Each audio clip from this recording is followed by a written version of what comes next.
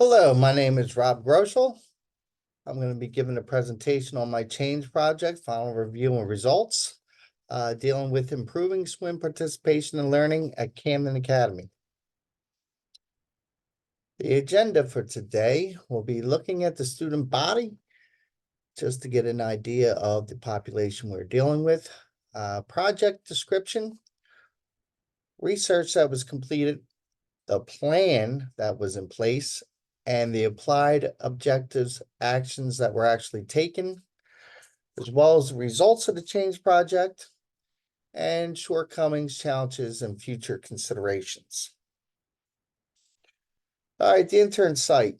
The name of the school is Camden Academy Charter High School, and it serves grades 9 through 12, approximately 600 students, 152 ninth, 146 10th, 150 11th, and 150 12th.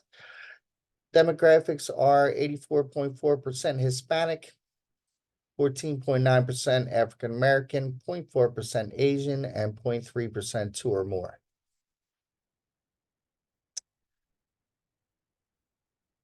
Why this project?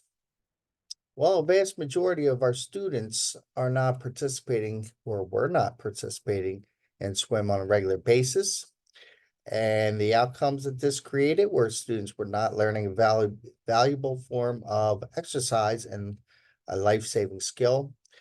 GPA and grades were suffering, which can lead to the need for summer school and possible retention. And there was a major health and safety issues that are created on the pool deck and in the water. Having kids in the water and kids on the pool deck diverts the lifeguard's attention, setting up a situation of possible disaster. And why don't the students swim? Well, as I did some research, I learned it has a lot to do with the culture, specifically with inner city populations and minority populations. There was no universal curriculum in place. The instruction was not differentiated.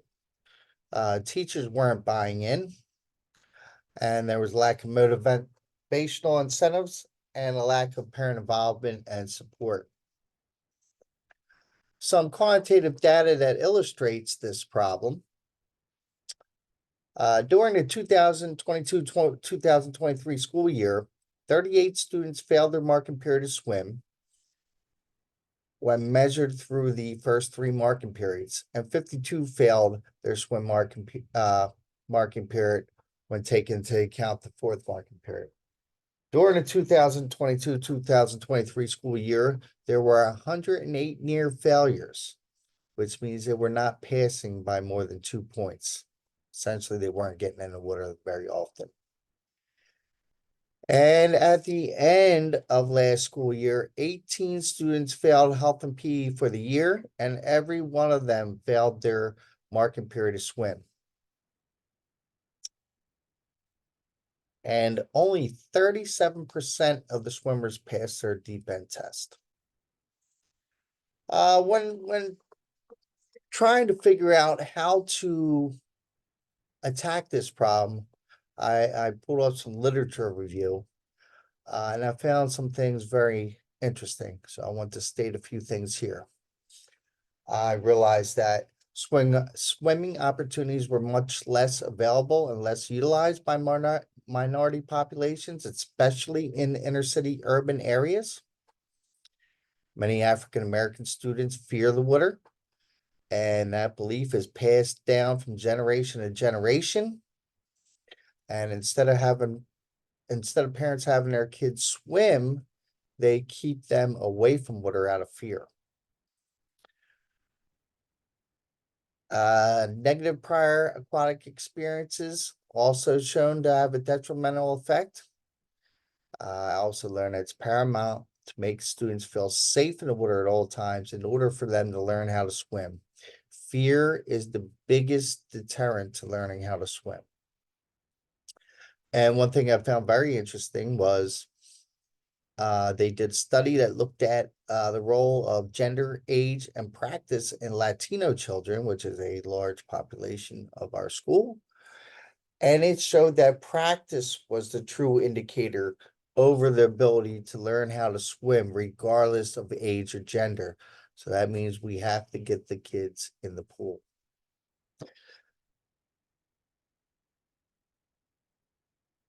All right, some qualitative data. So I sent a survey out to students on Google Doc, and when I asked if they liked swim, 44.5% indicated that they either hated swimming and don't participate or do not like swimming and rarely participate. When asked about swimming ability, over 23% said they cannot swim and 21% said they can only swim a little. And when I asked why swimming was not enjoyable, 11.4% said they do not like getting their hair wet. 25% said they do not like changing, and 29% said they were scared of the water, did not like changing, and did not like getting their hair wet. An interesting fact here, when asked if their teacher uses PBIS in swim class, 65.2% said they did not. And when I asked if PBIS would encourage them to swim more, 47.5% said most likely. And when I asked if larger rewards would entice greater participation, 66.1% said yes. And 79.4% of respondents stated that learning to swim was important. So they know that it's important. We just got to find a way to get them in the water. All right, so I came up with a bunch of objectives to be achieved when creating my plan. I want to create a swim curriculum that's universal, inclusive, differentiated, and provides an opportunity for all students to achieve success with a no opt-out policy. I plan on leading a summer institute in professional development to disseminate the plan for the change project to the health and PE staff. I looked at reigniting professional learning committees amongst all health and PE personnel. I want to implement a restorative justice program, or as I call later, restorative practice program for the purpose of helping students learn and achieve goals. And I definitely want to include and gain support from all stakeholders, particularly parents or guardians, in the change initiative. And provide incentives which will entice the students to participate and develop and implement peer observation schedule to generate a reflective practice among staff. And finally, use data to analyze the success of the change project and make adjustments if necessary. What I did, okay, these are the things that I actually achieved during my change project in this school year. Created a swim program that was tiered, inclusive, differentiated, universal, with no opt-out. So the swim unit was based upon the Red Cross Learn to Swim curriculum. Students take a pre-test to determine their starting level, where they are baseline, and then differentiated instruction is given according to their skill level. Students can test out of swim levels at their own pace. It's a tiered curriculum. 9th grade has 2 marking periods of swim, with the goals being learning water safety, basic strokes, and the ability to pass a deep end test. In 10th grade, they only have 1 marking period to swim, with the goals being refining their strokes and beginning to swim for distance. In 11th grade, there's 1 marking period to swim, and we move on to they've acquired the swimming skills. Now we're having fun in the water with water sports, relay races, and diving. And in 12th grade, swim becomes optional, provided they passed all previous marking periods. So if they really don't like swim and they're shooting for something, if they get through 9th, 10th, and 11th, then they do not have to swim in 12th grade.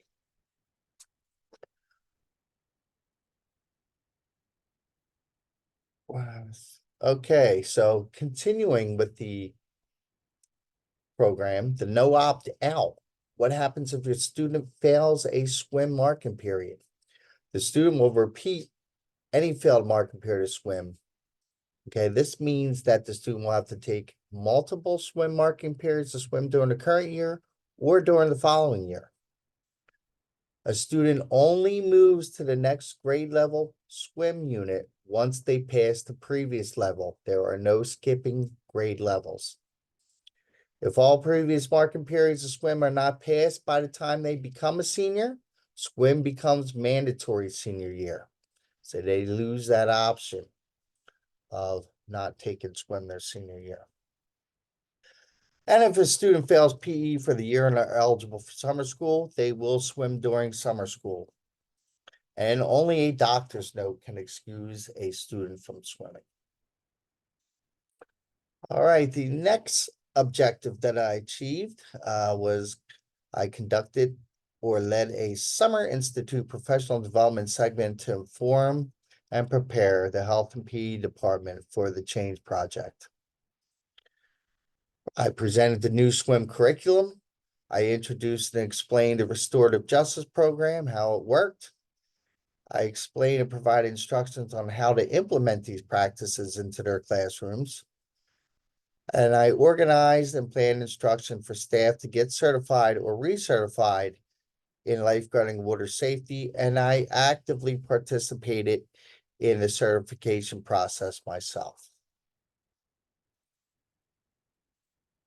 Okay, the next objective that I achieved was I created and implemented a restorative justice program for the purpose of helping students learn and achieve goals. Okay, what this consisted of is for the first 3 times a student is unprepared or does not swim, they have the opportunity to stay after school and make up their grade. So if they received a 0 that day, all right, a call would go home, we would tell the parent, and we would offer the parent a date that we could schedule where they could stay after and swim after school, and they would replace that 0 with whatever grade they got, most likely 100.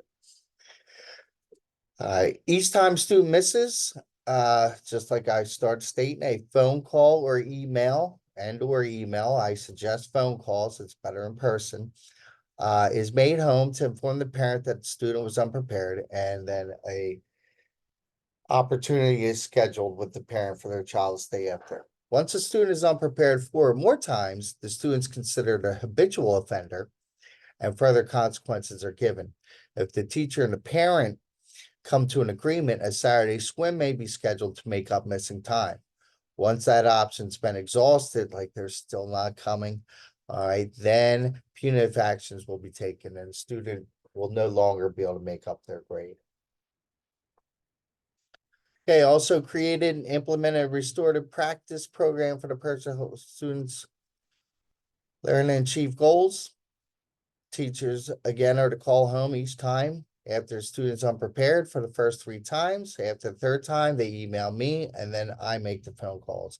I try to take the onus off the teachers because it can become cumbersome. Okay, and then plus you're getting into a more serious consequence in which I, as the administrator, take the calls from there. After the teacher calls home, they record what is discussed in real-time note section, and they complete the Google restorative practice sheet. So they'll put the name of the student, they'll put the date they were unprepared, they'll put the number of times they're unprepared, the date of the parent contact, and the scheduled restorative practice date. That lets me know that they're doing what they're supposed to be doing. It keeps everything organized. I hold the restorative practice, and after that, on the same sheet, I put whether they showed up or not and what grade they got. Parents see restorative practice as a way we are helping their child, okay, while the child still views it as a detention. So it's kind of like a win-win. The parent sees that they are supporting us and they see that we're trying to help their child, but it is still a deterrent to the child because they do not want to stay after school. All right, I also included and gained support from all stakeholders, particularly parents, in the change initiative through communication. All right, so this new curriculum and restorative practice and new policies, procedures were presented to parents and guardians during the following times. The Summer Institute, there's mandatory parent orientations for each grade level. Okay, they meet upstairs in the gym, and there's a big screen that comes down, and our principal goes over things that they need to discuss, and there's a segment in which I jump in there and I go over the new policy, swim policy. All right, I also bring it back up again at back to school night and at report card night. And during the first day of a student swim class, a document was given to the students to take home and get signed by their parents. They also sign it themselves. Okay, this way the parents know when are reminded of exactly what the policies and procedures are.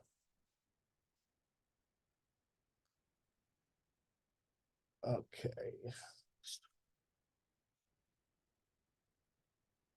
Okay, and here is a copy of the form that is sent out to parents. It says, why do we require the students to swim? It shows how the program is broken down year by year. It shows what happens if the child fails a marking period of swim. It describes how the restorative practice works. It tells the parent how women are able to complete this class, and how a child can be excused from swim, which is only a doctor's note, by the way. All right, these are objectives that were not fully achieved, but to some extent they were worked upon. All right, so to provide incentives which will entice students to participate and make achievements in swim. Okay, the plan was to give students certificates and pins each time they pass the swim level. They did not have certificates. We did give them Red Cross swim cards. Okay, and they would put their names on the back. All right.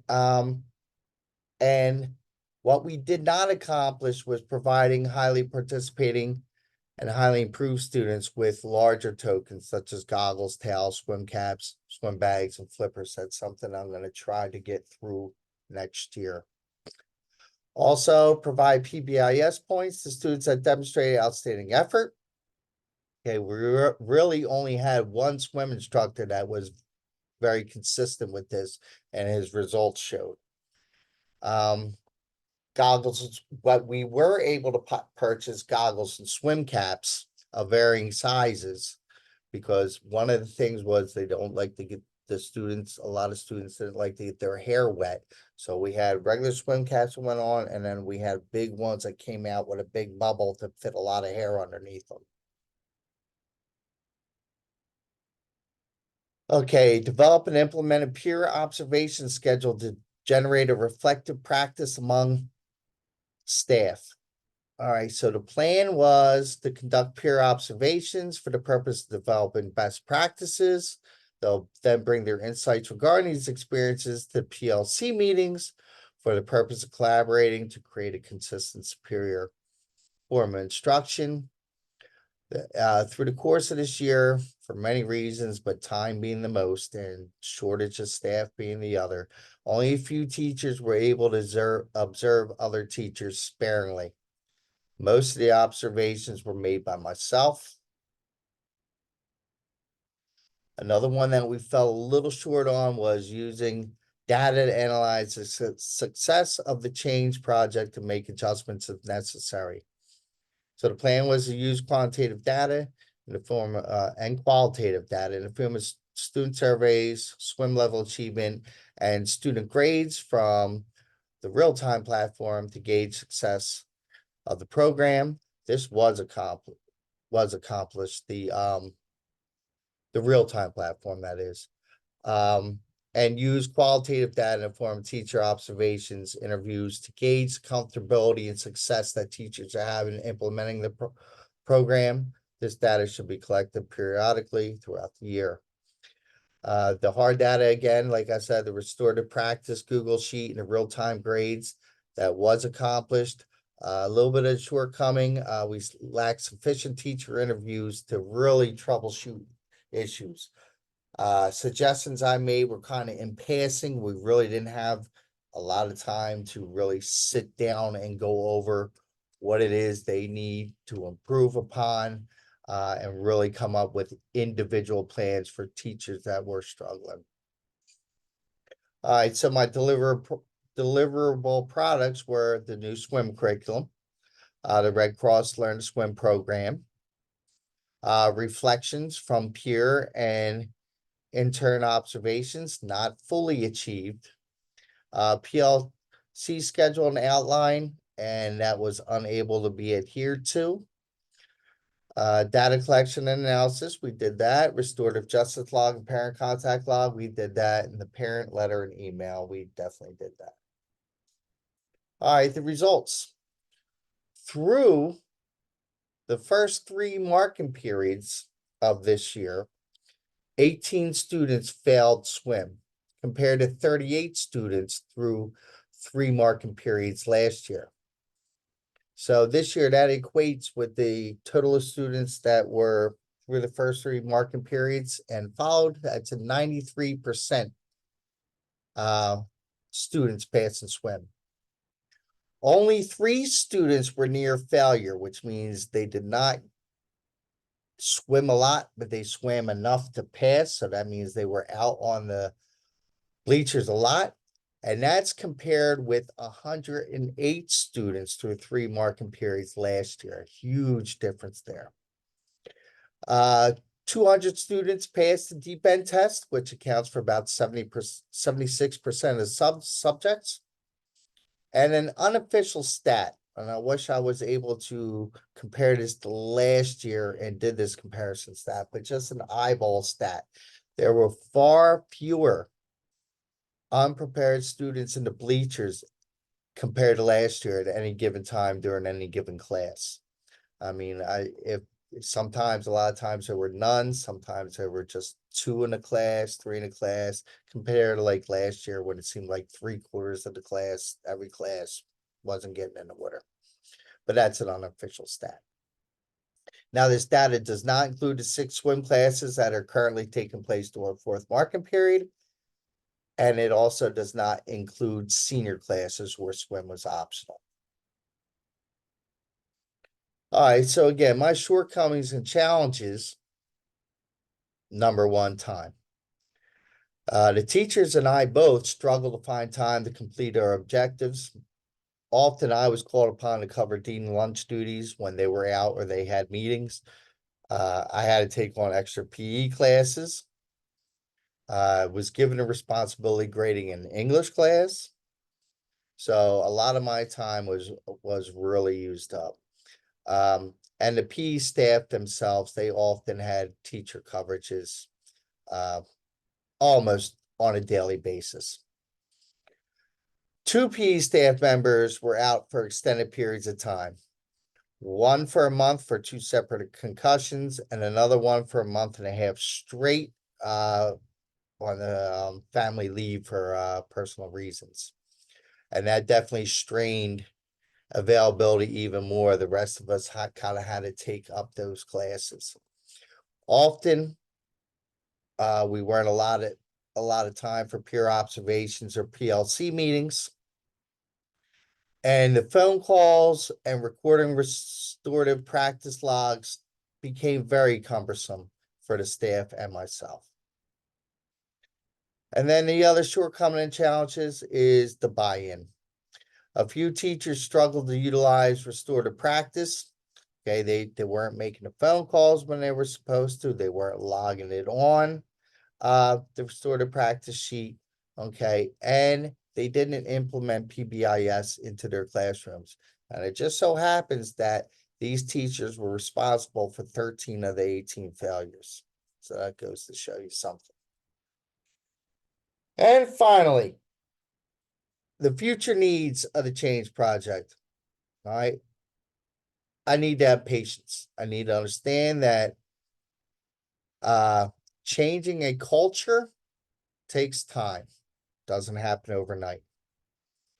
What I also need to do is create a system that makes communication with parents less cumbersome and time consuming. I don't know if I can get if I'm able to utilize spreadsheets where I can just get everybody's name up ahead of time with all the information. They just click on a link and their phone number comes up, and it, without having to research individual kids through the real-time platform. But it's something I need to find something that decreases that cumbersome and time consuming activity. And I'm going to attempt to get a PO for larger rewards approved next year. I think that's important, and I think that will help even a couple more strive to do better. And finally, continue to work on what went well and start to address other areas of needs as they arise. All right, this is a plan that is going to evolve. It's going to change. Some things are going to work, some things aren't. But overall, I felt like this project this year was a major success in everything that I've seen, and I feel like the numbers back it up. So thank you very much. I appreciate your time. If you have any questions, certainly email them to me. My references, if you want to look where I got some of my information from, okay, you can take a look at my references here. Go over some of my literature review. All right, thank you very much, and have a great night.